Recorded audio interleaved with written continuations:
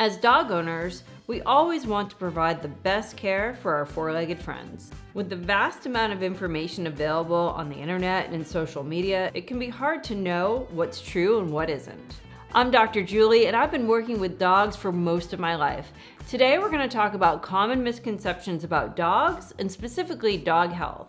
One of the most common misconceptions is about the rate at which dogs age. So you've probably heard that for every 1 human year, dogs age at a rate of 7 more years. This idea probably came from the fact that dogs live about 1/7 of the human lifespan. However, the rate at which dogs age varies depending on a variety of factors, including breed and size. Generally, smaller breed dogs tend to live longer than larger breed dogs. So it's essential to understand your dog's individual needs and consult with your veterinarian to provide appropriate care for their specific life stage.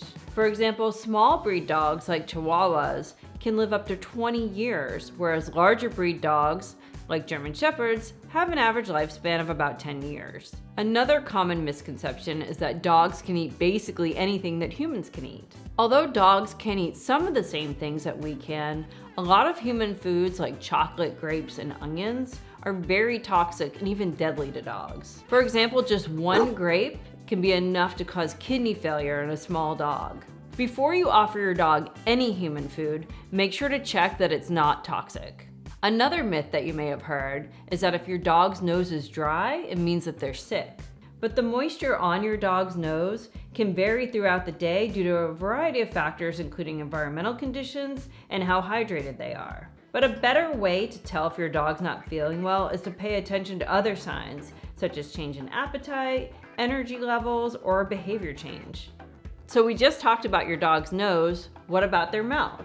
A lot of people think that a dog's mouth is cleaner than a human's, but this is actually untrue. In addition to the bacteria in their mouth, you have to remember that dogs are exploring the world with their nose, but also their mouth. So they're picking things up off the ground, and they're eating things that you probably don't want on your hands. So it's super important to practice good hygiene, like regular hand washing, when you're interacting with dogs. When it comes to dog behavior, one of the most common misconceptions is that dogs always wag their tail when they're happy. But dogs can use their tails to express a variety of feelings, including anxiety and fear. So it's more important to look at the whole body language that your dog is expressing in addition to a wagging tail. For example, ear position, facial expressions, and overall posture. If you observe a dog with pin-backed ears, hair standing up, but they're still wagging their tail, this is likely more of an indication of stress or discomfort with the situation. Your dog's emotional state is more than just what their tail is doing. Another age-old myth is that only senior dogs can suffer from arthritis. Arthritis is not a problem exclusive to older dogs. It can affect dogs of all ages, especially those with certain genetic problems or previous injuries. If you notice signs of discomfort, difficulty in movement, or reluctance to engage in physical activity, consult with your veterinarian to get an accurate diagnosis and an appropriate treatment plan. Overweight dogs, or dogs participating in high-impact activities, are more likely to suffer from arthritis at a younger age. It's easy to be proactive by giving them something like Native Pets Relief Chews. These chews have green lip mussel and turmeric, which provide anti-inflammatory properties to support your dog's joint health. This next one has been a hot topic in recent years. The AVMA posted a study that showed the possible association of grain-free diets causing heart disease in certain dogs. While we still need to learn more and research is ongoing when it comes to grain-free diets, it's best to feed your dog a grain-full diet to ensure they're getting all the appropriate nutrients they need for organ health. The popularity of dog grain-free diets has really been driven by this trend in human health. There can be some dogs that are intolerant to certain grains, but it's best to look at your individual dog's health and consult with your veterinarian when choosing the right diet for them. It's not uncommon for dog owners to think that they need to give their dogs a bath every week. But how often you should bathe your dog depends on the breed, their coat health, and how often they're having outdoor activities that may make them dirty. Unnecessarily bathing your dog weekly can put them at risk for stripping the coat of their natural oils, and this can lead to skin dryness and irritation. If your dog is just starting to smell a little dog-like, you can just give him a bath with conditioner or a leave-in conditioner and skip the shampoo altogether.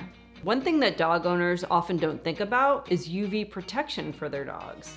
Dogs can indeed get sunburn, especially those with light-colored or thin hair coats. Excessive exposure to the sun can cause painful burns and also increase the risk of certain skin cancers. So make sure to protect your dog from the sun by providing shade, dog-safe sunscreen, and limiting their time outdoors during peak sun hours. The final misconception is around when to spay or neuter your dog. You'll commonly see it recommended that dogs must be spayed or neutered by 6 months old. But recent research has shown that waiting to spay or neuter your dog may have some health benefits. Your dog's size, breed, and genetics all factor into when you should be spaying or neutering your dog. So talk to your veterinarian to get a good individualized plan for your specific pet. Dogs have been human companions for many generations, so a lot of these myths have probably evolved from times where we didn't have accurate research. So it's important to stay up to date with new research and information as we continue to learn more about dog health. If you have any questions about dog health or some of these myths, leave your questions in the comments below.